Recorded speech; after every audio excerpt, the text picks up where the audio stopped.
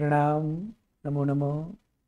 पूज्यपाद वादी वेताल शांति सूरी जी महाराज विरचित यह जीवो विचार प्रकरण, जिसमें 1 से 25 गाथा तक यह संसारी जीवों के प्रकार दिखाए, यानी संसारी जीवों के भेद दिखाए, जो 563 भेद थे।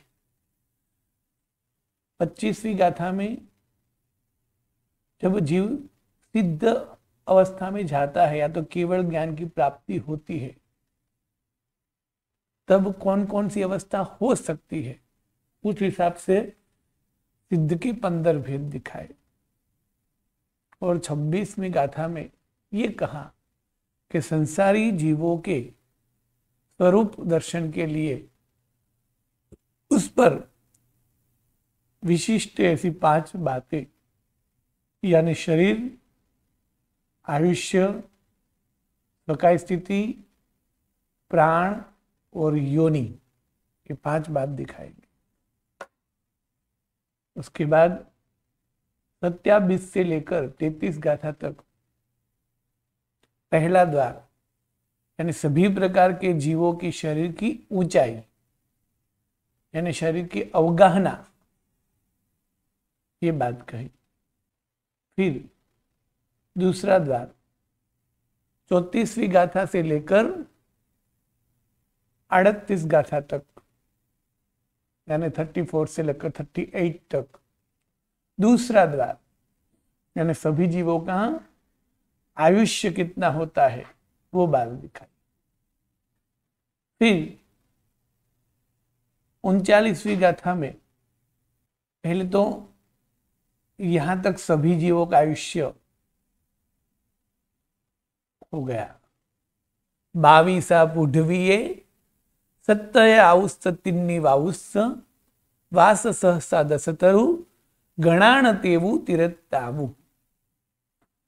इस गाथा में एक इंद्रिय के 22 भेद के आयुष्य की बात आ गई। वासाणी बार सावु बेइंदियाणम तेइंदियाणम तू अवुणापन्न दिनाइम चौरिंदीणम तू छम्मासा। इस गाथा में विकलेंद्रिय के आयुष्य की बात आई। सुर नेरयाण ठिकी उक्कोसा सागराणी तीसम, इसमें देव और नारद की स्थिति यानी आयुष्य की बात कही। चौपय तिरिय मनुष्या तिन्नीय पलियोमा हुंती, इसमें मनुष्य और तिर्यंच में से चतुष्पद के आयुष्य की बात कही। झलयर उर भुएगाणम परमावु हुई पुब्ब कोडियो पक्षीणम पूर्ण भणियो असंख्य भागोय पलियस्स, इसमें जलचर, उर परिसर, भुज परिसर और खेचर की ऊंचाई की बात कही। इस तरह सभी प्रकार के जीवों की ऊंचाई की बात यहां तक की गाथा में, यानी 5 गाथा में दिखाई। फिर जो बात पहले बताई थी, सूक्ष्म, साधारण और अपर्याप्त की ऊंचाई में अंगुल का असंख्यात्व भाग और आयुष्य में अंतर्मुक्त, तो यही ही बात बताते। सब्बे सुहुमा, यानी सभी प्रकार के सूक्ष्म जीव, पर्याप्त हो या अपर्याप्त। सब्बे साहरणा, यानी सभी प्रकार के साधारण, यानी बादर हो या सूक्ष्म हो, पर्याप्त हो या अपर्याप्त हो। सभी प्रकार के सूक्ष्म, सभी प्रकार के साधारण और समुच्छिम मनुष्य, समुच्छिमा मनुष्याय, यानी समूर्छिम मनुष्य। समूर्छिम मनुष्य नियमा अपर्याप्त ही होते हैं, समूर्छिम मनुष्य और सभी लब्धि अपर्याप्त जीवों की भी। यहाँ अपर्याप्त शब्द मतलब लब्धि अपर्याप्त के लिए समझना है, क्योंकि देवों में देवो अपर्याप्त होते हैं, किंतु किसी का भी आयुष्य अंतर्मुक्त नहीं होता है। हाँ, इसमें अपर्याप्त अवस्था अंतर्मुक्त के लिए होती है। तो यहाँ समुच्चिमा मनुष्याय यानी समुच्चिम मनुष्य नियमा अपर्याप्त होते हैं, इसलिए उन सभी का आयुष्य कितना है? उक्को स जहन्नेणम, यानी उत्कृष्ट और जघन्य इन सभी का आयुष्य अंतर्मुखी होता है। फिर इस गाथा में कहा कि ओगा हणाओ माणम, इस तरह जो जीव थे उनकी अवगाहना और आयुष्य का माप दिखाया। संक्षेप में यानी टूंक में सभी जीवों का जो भी था वो आयुष्य और अवगाहना की बात कही। विशेष जानना हो तो विशेष ग्रंथों से जानना चाहिए। मतलब कि यहाँ जीवोपचार में दोनों द्वार जो है वो स्थूल से बताए, उनमें विशेषता जो है यानी नारक में, देव में, हर प्रतर में फेरफार है वो सभी, और इसी तरह मनुष्य के भी आयुष्य और ऊंचाई भूमि के हिसाब से अलग अलग है, वो सभी वो विस्तृत से कहाँ आता है? तो विशेष ग्रंथ में, तो वहां से जानना है। अब वो दोनों द्वार कह के फिर 40 और 41वीं गाथा में स्वकाय स्थिति की बात कही, यानी एक ही तरह के भव बारी बारी लगातार कितनी साल तक, कितने वर्षों तक, कितने समय तक मिल सकता है, उनकी बात बताते हुए कहा एगिन दियाए सब्बे असंख्य उत्सपिणी सकायमी उवज्जंती चयंती अनंत काया अनंताभो, यानी सभी प्रकार के एक इंद्रिय अनंत काय को छोड़ के तो सभी प्रकार के एक इंद्रिय की स्वकाय स्थिति है असंख्य उत्सर्पिणी और अवसर्पिणी, जबकि अनंत काय की स्वकाय स्थिति है अनंत उत्सर्पिणी अवसर्पिणी यानी अनंत काय। विकलेंद्रिय की बात करते हो संखिज्य समा विगला, यानी विकलेंद्रिय की है संख्यात काल, संख्यात वर्षों, जबकि पंचेंद्रिय तिर्यंच और मनुष्य जो है वो 67 भवा यानी लगातार 7 या तो 8 भव, 7 भव लगातार कर्म भूमि में हो सकता है, और 7 भव लगातार कर्म भूमि में करने के बाद यदि 8वां भी मनुष्य का जन्म हो तो अकर्म भूमि में ही उनका होगा, यानी 8वां भव तो अकर्म भूमि में होगा। जबकि देव और नारक दोनों की स्वकाय स्थिति नहीं है। उवज्जन्ति सकाय नारय देवायनो चिव, देव और नारक अपनी काया में नहीं उपजते हैं, यानी उनकी स्वकाय स्थिति नहीं। फिर जीवन जीने की जो शक्ति है उसे प्राण कहते हैं। वो प्राण के मुख्य 10 प्रकार हैं, कौन से? द्रव्य प्राण के। स्पर्शेंद्रिय, रसनेन्द्रिय, घ्राणेन्द्रिय, चक्षु इंद्रिय, श्रुतेंद्रिय, मनोबल, वचन बल और काय बल, श्वासोच्छ्वास और आयुष्य। ये 10 प्रकार के जो प्राण है उस प्राण में किसको कितने हैं? तो सबसे पहले बताया 10 जियाण पाण, इंद्रिय उसास आऊ बलरुआ, यानी जीवों के प्राण 10 प्रकार के हैं। द्रव्य प्राण, इसमें इंद्रिय, श्वासोश्वास, आयुष्य और बल, यानी इंद्रिय के भेद 5 हैं, श्वासोश्वास, आयुष्य और 3 प्रकार के बल, यानी हो गए 10। ये 10 प्राण है। एक इंद्रिय सुचौरो, यानी एक इंद्रिय को 4 है। विगलेसु 6 7 8, यानी विकलेंद्रिय को, बेइंद्रिय को 6, तेइंद्रिय को 7 और चौरेंद्रिय को 8 है। जबकि असंज्ञी पंचेंद्रिय को 9 है और संज्ञी पंचेंद्रिय को 10 प्राण होते हैं। और फिर कहा तेहिम सह विपोगो, यानी इस प्राण से वियोग होना, इस प्राण से अलग होना, उसी को ही मरण कहते हैं।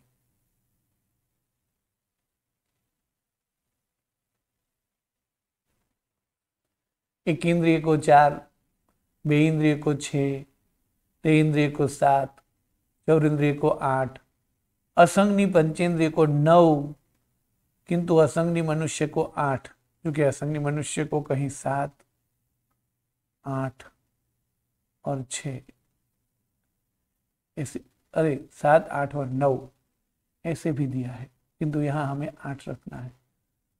8 में कौन से 8 लेंगे? तो कहते कि वो पंचेंद्रिय है, यानी 5 प्रकार की इंद्रिय होगी, फिर आयुष्य होगा, फिर कायबल होगा, और फिर श्वासोश्वास होगा। क्यों? क्योंकि 4 प्राण तो सभी को रहते हैं, एक इंद्रिय, एक बल, श्वासोश्वास और आयुष्य, ये 4 प्राण तो सभी को रहते हैं। तो 1, 2 और 3 प्राण तो हो गए, और ये पंचेंद्रिय इसलिए 5 प्रकार की इंद्रिय होगी, यानी 8 प्राण हो जाएंगे। वचन बल और मनोबल उनको नहीं होता है, इस तरह 8 दिखाया है। जबकि 9 कहेंगे तो क्या नहीं होगा? तो ये होगा, ये नहीं होगा। और समझो कि 7 कहेंगे तो 7 कहेंगे तो क्या नहीं होगा? तो कि श्वासोश्वास नहीं होगा। किंतु यहां हमें ये मुख्य मत 8 जो बताया उनके हिसाब से गिनना है, तो 8 है तो कौन से रहेंगे? तो यही बात मुख्य जो है वो सभी को 4 प्राण तो होते ही है, वो 4 प्राण और ये पंचेंद्रिय वाले हैं, यानी ये 5 इंद्रिय, 5 प्राण। अब शरीर की ऊंचाई की बात की, आयुष्य की बात की, प्राण की बात की, और उनकी स्वकाय स्थिति की बात की। स्वकाय स्थिति की बात करके हमें यह दिखाया कि बार बार लगातार जिस भव में जा रहे हैं हम, वो भव कितनी बार मिल सकता है, यानी मनुष्य जन्म वगैरह की दुर्लभता दिखाने के लिए इस स्वकाय स्थिति दिखाई कि पंचेंद्रिय की प्राप्ति सिर्फ, और उसमें भी संगनी पंचेंद्रिय की प्राप्ति सिर्फ और सिर्फ 900 सागरोपम तक ही लगातार मिल सकती है। उसी में हमें ये 5 प्रकार की इंद्रिय, मन, वचन और काया की शक्ति, क्योंकि मन की शक्ति है तो आगे की शक्ति होगी ही, तो 10 प्राण जिसमें मिलते हैं, यानी संगनी पंचेंद्रिय पर्याप्त वाली अवस्था मिलती है, वो ज्यादा से ज्यादा लगातार भी हमने 900 सागरोपम तक ही मिलेगी। तो उसमें ही साधना, आराधना, उपासना के द्वारा हमें ज्ञान की प्राप्ति करके समझदारी से मोक्ष की ओर, यानी स्वकाय स्थिति का समय पूर्ण हो जाए उससे पहले मोक्ष की गति जो अक्षय है, ऐसी स्थिति में चले जाना चाहिए। और प्राण की बात कही कि 10 प्रकार के प्राण जो मिलते हैं, वो 10 प्रकार के प्राण वाला भव भी बहुत कम बार मिलता है। तो उन सभी द्रव्य प्राणों का यूज करके हमें क्या करना है? तो कि भाव प्राण को प्राप्त करना है, और संपूर्णतया भाव प्राण को प्राप्त करना है। और इस द्रव्य प्राण के मोह में जहां भाव प्राण पूर्ण है, उस स्थान को भूलना नहीं है।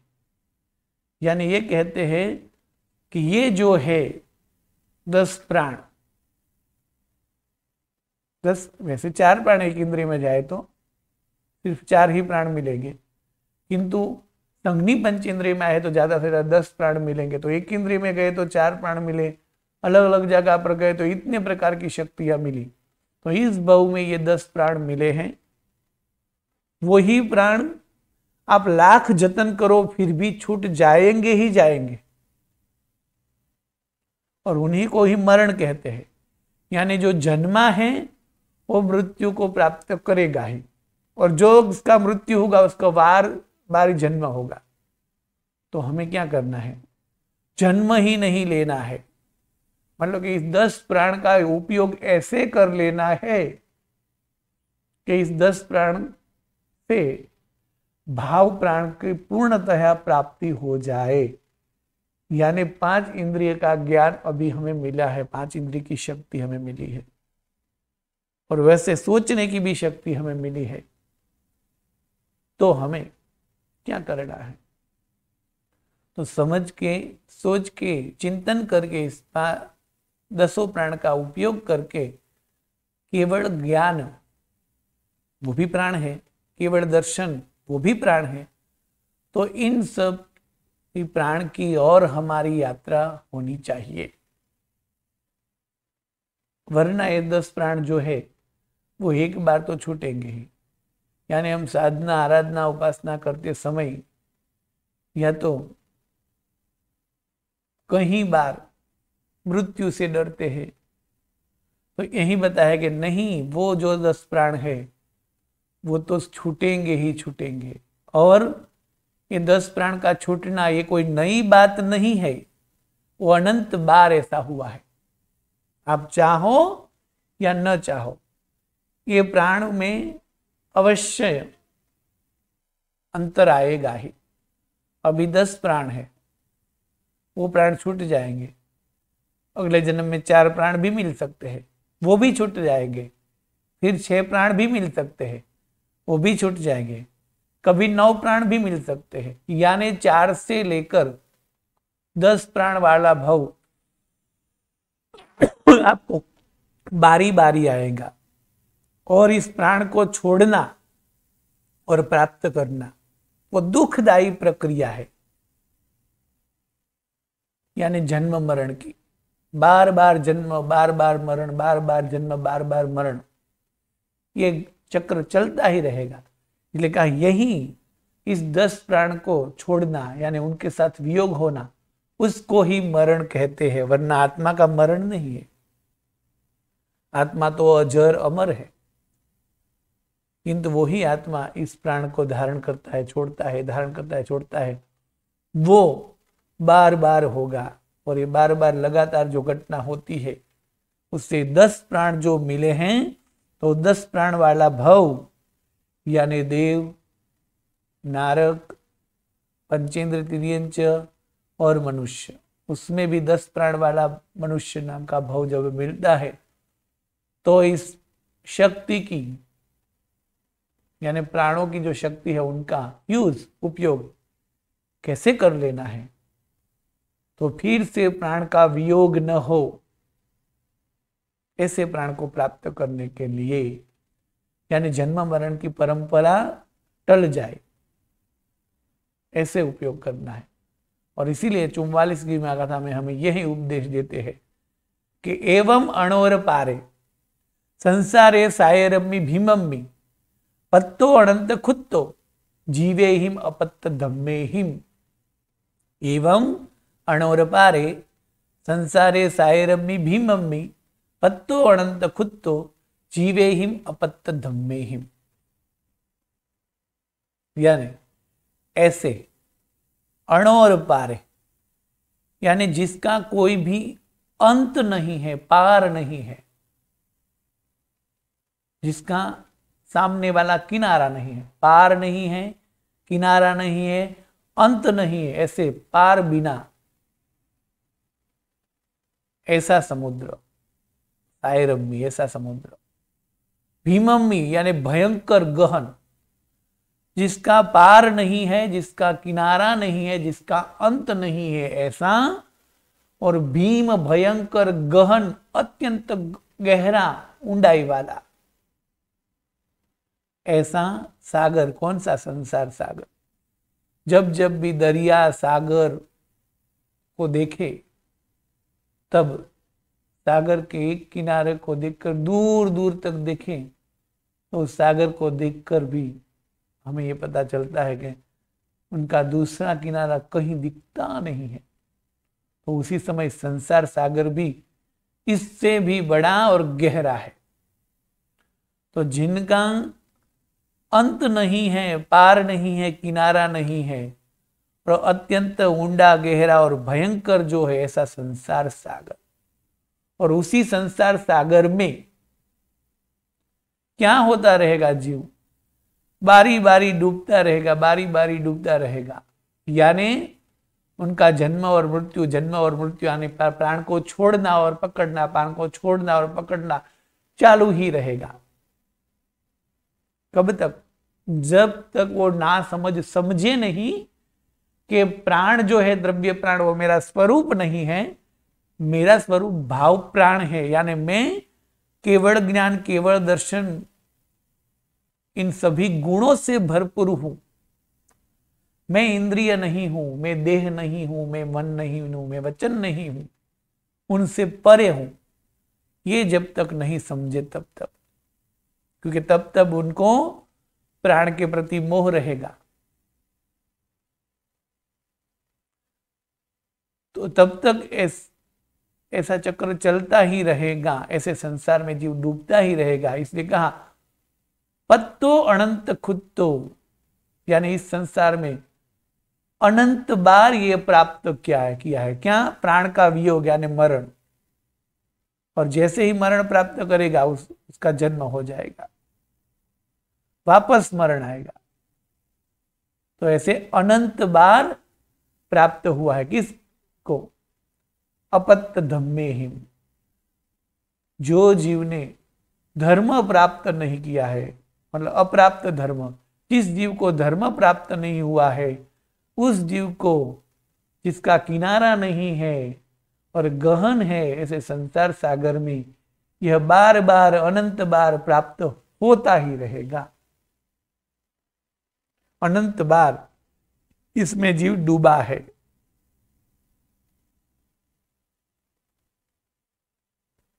और बाद में कहा कि ऐसे गहन, ऐसे संसार में, सागर में जीव एक इंद्रिय, बे इंद्रिय, ते इंद्रिय, चौरिंद्रिय बनता ही रहता है, बनता ही रहता है, बनता ही रहता है। तो देह यानी शरीर की ऊंचाई, जीवन यानी शरीर का आयुष्य, जीव का आयुष्य, स्वकाय स्थिति यानी उन्हीं अवस्था में उत्पन्न होना, प्राण यानी वहां मिलती शक्ति, और इस प्राण को छोड़ना लेना, छोड़ना लेना, शरीर को बनाना छोड़ना, बनाना छोड़ना, जीवन की शुरुआत, जीवन का अंत, ये सभी चलता ही रहेगा। किंतु जब वो जीव इस प्राण को छोड़ेगा, फिर वापस प्राण धारण करेगा, तो कहीं ना कहीं जगह पर जन्मेगा। तो उस जन्म लेने वाले स्थान को कहते हैं योनि, यानी जीवों का उत्पत्ति स्थान। जीव एक इंद्रिय में जन्मेगा, उस एक इंद्रिय में भी कभी पृथ्वी, कभी अप, कभी तेवु, कभी वायु, कभी प्रत्येक वनस्पति, कभी साधारण वनस्पति बनेगा। विकलेंद्रिय में कभी बे इंद्रिय, कभी ते इंद्रिय, कभी चौरेंद्रिय बनेगा। पंचेंद्रिय में कभी तिर्यंच, कभी संगनी तो कभी असंगनी, कभी मनुष्य, संगनी तो असंगनी, कभी देव, कभी नारक। इस तरह अलग अलग अलग अलग विभाग में जन्मता रहेगा। तो स्थान, वो जन्म लेने वाले स्थान इसी प्रकार है। और जीवों के भेद अनेक प्रकार के हैं, यानी असंख्य शरीर इस दुनिया में है। कौन से शरीर बोल रहे हैं? औदारिक या तो वैक्रिय शरीर जो है वो 5 प्रकार के हैं। जैसे इस दुनिया में आहारक शरीर है, तो आहारक शरीर हमेशा संख्यात ही मिलते हैं, यानी काफी कम संख्या में मिलते हैं, क्योंकि मनुष्य को ही मिलते हैं, साधु को ही मिलते हैं, 14 पूर्वधारी को ही मिलते हैं।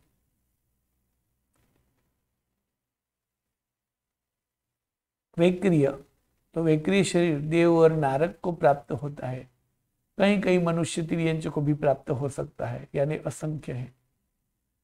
औदारिक शरीर वो भी असंख्य है,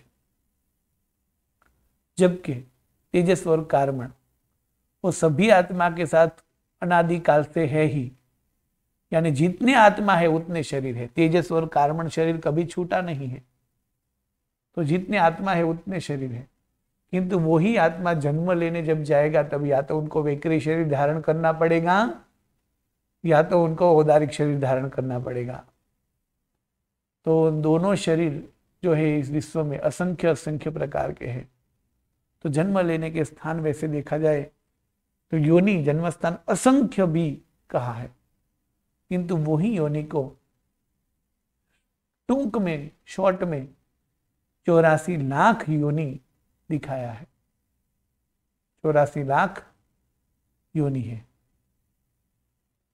और 84 लाख योनि में आत्मा भटकता ही रहता है। कौन सी 84 लाख योनि है? तो गुजराती में जो सूत्र है हम हर रोज बोलते हैं प्रतिक्रमण में, वही 7 लाख पृथ्वी काय, 7 लाख अप काय, 7 लाख तेव काय, 7 लाख वायु काय, 10 लाख प्रत्येक वनस्पति काय, 14 लाख साधारण वनस्पति काय, 2 लाख बे इंद्रिय, 2 लाख ते इंद्रिय, 2 लाख चौरेन्द्रिय, 4 लाख देवता, 4 लाख नारकी, 4 लाख तिर्यंच पंचेन्द्रिय, 14 लाख मनुष्य एवं कार्य 84 लाख जीवयोनि माही। मारे जीवे जे कोई जीव हणियो હોય, यानी ये उत्पत्ति स्थान 84 लाख है। तो वही तह 84 लखा वो उत्पन्न होने वाले स्थान योनि स्थान 84 लाख है। जीवों के योनि के स्थान 84 लाख है। किसका? तो पृथ्वी अप और वनस्पति, पृथ्वी का है, अप का है, तेव का है, वायु का है और वनस्पति का है। ये 5 जो है उसमें से पुढवाइणम चौणम यानी पृथ्वी का आदि 4, यानी पृथ्वी काय, अप काय, तेव काय और वायु काय, इन सभी का पत्ते मैंने सभी चारों का 7 यानी 7 लाख है। पृथ्वी का 7, अप का 7, तेव का 7 और वायु का 7। 7 लाख पृथ्वी का है, 7 लाख अप का है, 7 लाख तेव का है, 7 लाख वायु का है। 10 पत्ते तरुणम प्रत्येक वनस्पति का है ना 10 लाख। 14 लक्का हवंती ये रेसु इतर मतलब प्रत्येक से अलग, तो प्रत्येक से अलग यानी विपरीत भेद होगा साधारण, इसलिए 14 लाख साधारण वनस्पति का है। साधारण वनस्पति का ना 14 लाख।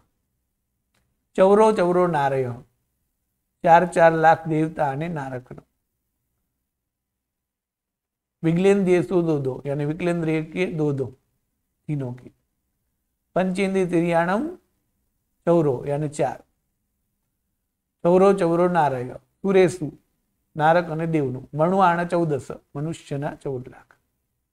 इसी तरह संपिंडिया यानी सभी की योनि की संख्या एकत्रित कर चुलसी यानी 84 लाख योनि होती है। इसी तरह 84 लाख योनि है। ये योनि की जो विविधता है वो किसके हिसाब से? वर्ण, गंध, रस, स्पर्श और आकृति के हिसाब से। तो ये मूल योनि जो है वैसे असंख्य योनि भी बोल सकते हैं। असंख्य स्थान है उत्पत्ति के, क्योंकि 14 राजलोक जो है वो असंख्य योजन का है और सभी जगह पर हम उत्पन्न होते हैं। तो ऐसे स्थान की विविधता देखें तो असंख्य स्थान हो जाएंगे। किंतु मूल योनि की बात करें तो पृथ्वी अब तेवु और वायु की मूल योनि है 350। प्रत्येक वनस्पति काय की 500, साधारण वनस्पति काय और मनुष्य की 700, देव, नारक और तिर्यंच पंचेंद्रिय की 200 और बेइंद्रिय, तेइंद्रिय और चौरेंद्रिय की 100।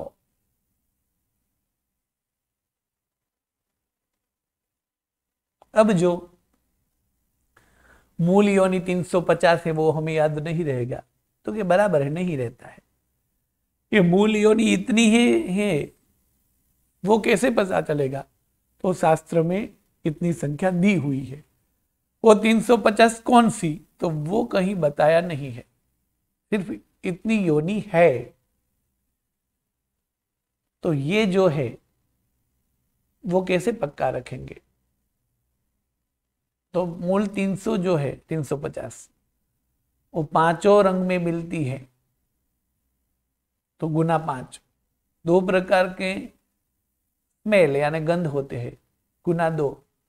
5 प्रकार के रस होते हैं यानी गुना 5। 8 प्रकार के स्पर्श होते हैं यानी गुना 8। और 5 प्रकार की आकृतियां होती है। ये संस्थान नहीं है, संस्थान शरीर का है, ये उत्पत्ति स्थान की आकृति है, तो वो 5 है। तो इसी तरह हो जाएंगे 7 लाख। यानी वैसे देखा जाए तो 5 2 5 8 गुना 5 के करिए किसको? 350 से। तो इस तरह 7 लाख हो जाएगा। तो मूल योनि कितनी है? 350। किसकी? पृथ्वी काय, अपकाय, तेवकाय और वायुकाय की। अब सभी की मूल योनि हमें याद नहीं रहेगी, बात सही है, किंतु हमें 7 लाख तो याद है। यानी 7 लाख पृथ्वी काय, वो विस्तृत से जो योनि है वो तो सूत्र में पक्की हो गई है। तो पृथ्वी काय, अपकाय, तेवकाय और वायुकाय की 7 लाख योनि है। प्रत्येक वनस्पति काय की 10 लाख योनि है। साधारण वनस्पति काय मनुष्य की 14 लाख है। देव और नारक की और पंचेंद्रिय की 4 लाख है। बेइंद्रिय, तेंद्रिय और चौरिंद्रिय की 2 लाख है। ठीक है, ये तो याद है। तो ये संख्या याद है तो ये संख्या मिल ही जाएगी। कैसे? तो याद रखें, जिसकी जितनी संख्या है, यानी बेइंद्रिय, तेंद्रिय, चौरिंद्रिय की योनि की संख्या 2 लाख है, तो 2 लाख जिनके भी हैं उनके लाख को भूल जाना है। आगे की संख्या जितनी है उनका आधा कर देना है, यानी 100, यानी 100 है। यानी जो भी संख्या है उसका आधा करके 100 कर देना है, वो उनकी मूल संख्या होगी 100। और फिर 100 को 5 गुना 2 गुना 3 गुना 8 गुना 5 करोगे। तो गुना क्यों करना है? तो इनके कलर है, वर्ण, गंध, रस, स्पर्श है और आकृति है कि 100 प्रकार की योनि वो 5 वर्णों में मिलेगी। तो 100 गुना 5 यानी 500 हो गए। उस 500 प्रकार सुगंधी और दुर्गंधी दोनों प्रकार के मिलेंगे, यानी 1000 हो गए। वो 1000 जो है वो 5 प्रकार के रस वाले मिलेंगे, यानी 5000 हो गए। वो 5000 जो है वो 8 प्रकार के स्पर्श वाले मिलेंगे, यानी 40000 हो गए। वो 40000 जो है वो 5 प्रकार की आकृति वाले मिलेंगे, यानी 2 लाख हो गए। इस तरह बेइंद्रिय, तेइंद्रिय, चौरिंद्रिय का 2 लाख है, वो तो याद ही है। तो 2 का आधा 100। 4 देवता नार की होती है 4 लाख, तो 4 का आधा 200। और उनका हो जाएगा वर्ण, गंध, रस, स्पर्श और संस्थान के साथ गुणने से 4 लाख। अब 14 लाख, 14 का आधा 700। प्रत्येक वनस्पति का 10 लाख, 10 का आधा 500। पृथ्वी का, अपकाय, तेवकाय, वायुकाय, वनस्पति का क्या 7 लाख, 7 का आधा 350। इसी तरह सभी की योनि की बात की और इसी तरह 47 गाथा तक की बात बताई। 84 लखा, उसमें सभी की योनि कितनी है, यानी 84 लाख योनि जीवों की है। उसमें पृथ्वी का, अपकाय, तेवकाय और वायुकाय सभी की, प्रत्येक की, यानी सभी की 4 प्रकार के जीवों की 7-7 लाख है। प्रत्येक वनस्पति काय की 10 लाख है। उससे इतर यानी विपरीत भेद यानी साधारण वनस्पति की 14 लाख है। विगलेंद्रिय 2-2 यानी विकलेंद्रिय की 2-2 लाख है तीनों की। चौरो पंचेंद्रिय तिरियाणम यानी पंचेंद्रिय तिर्यंच की 4 लाख है। चौरो चौरो नारय सुरेशु यानी नारक और देवों की 4 लाख है और मनुष्य की 14 लाख है। इस तरह सभी की मिलाकर 84 लाख योनि है। ऐसे अलग अलग स्थान में जीव जन्म लेता है। इसी तरह वर्ण गंध रस स्पर्श की विविधता से 84 लाख योनि हुई। और वैसे योनि यानी उत्पत्ति स्थान जन्म स्थान के वर्णन और 3 प्रकार से भी करते हैं कि जहां जन्म लेता है जीव, उस योनि जो है उस योनि के 9 प्रकार, यानी कि वो जो योनि है उन पे 3 विचारणा बताई है कि वो स्थान सचित होता है, अचित होता है या दोनों से मिश्र होता है। सचित योनि, अचित योनि या मिश्र योनि। यानी सचित के हिसाब से सचित है, सचित नहीं है, या आधा सचित और आधा स्थान अचित है। फिर दूसरी विचारणा की वो ठंडी है यानी शीत, वो ठंडी है वो स्थान, शीत है, या उष्ण यानी वो स्थान गर्म है, या वो स्थान नॉर्मल यानी आधी जगह पर गर्म और आधी जगह पर ठंडा है। फिर 3 संवृत्त, विवृत्त और संवृत्त विवृत्त, यानी वो योनि जो है वो ढंकी हुई रहती है यानी आच्छादित रहती है, विवृत्त यानी खुली रहती हैं, और संवृत्त विवृत्त यानी आधी खुली और आधी ढंकी हुई रहती है। ये 9 प्रकार, 3 बाबत से 3 प्रकार बताए। इस 9 प्रकार भी योनि के कहते हैं, जिनका विस्तृत से वर्णन बृहद संग्रहणी में उदाहरण सहित दिया हुआ है। पर यहां तो संख्या ही दिखाई, उस संख्या के हिसाब से 84 लाख हो गया। तो मूल योनि वो हम 7 लाख सूत्र में से जो भी सूत्र बोलते हैं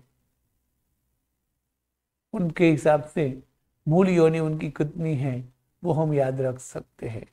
यानी मूल योनि को वर्ण गंध रस स्पर्श और आकृति से गुना करेंगे तो ये जो 7 लाख में हम बोलते हैं वो योनि आएगी। यानी सभी जीवों के उत्पत्ति स्थान इतने प्रकार के 84 लाख प्रकार के हो गए। इसी तरह 5 द्वार कहे। अब 5 द्वार के बाद पीछे की जो 3 गाथा है उसमें सबसे पहले सिद्ध की बात करते हैं कि संसारी जीवों की बात हो गई सभी प्रकार के। अब सिद्ध के जीवो है तो सिद्धों में तो कोई भेद नहीं है, सिद्ध स्वरूप तो सभी समान है। तो किंतु सिद्ध है तो जीव ने, तो हाँ वो मुक्त जीव है, तो उनको शरीर, उनके हाइट कितनी रहती है उनकी शरीर की, तो उनको शरीर ही नहीं है। उनका जीवन कितना रहता है, तो कि उनको आयुष्य ही नहीं होता है। उनको प्राण कितने रहते हैं, तो उनको द्रव्य प्राण होते ही नहीं है। उनको योनि यानी उत्पत्ति स्थान कितना है, तो उनको जन्मना ही नहीं होता है। तो उनकी स्थिति, तो स्थिति यानी बार बार जन्मना कितनी वो स्थिति है, किंतु यहाँ स्थिति यानी एक बार स्वरूप प्राप्त करना वो लिया है। यानी सिद्ध स्वरूप को प्राप्त करना होता है, फिर उसका अंत नहीं होता। जैसे हमने मनुष्य स्वरूप प्राप्त किया तो हम मनुष्य में आए, फिर मनुष्य का अंत हुआ और वापस मनुष्य बने तो दूसरी बार।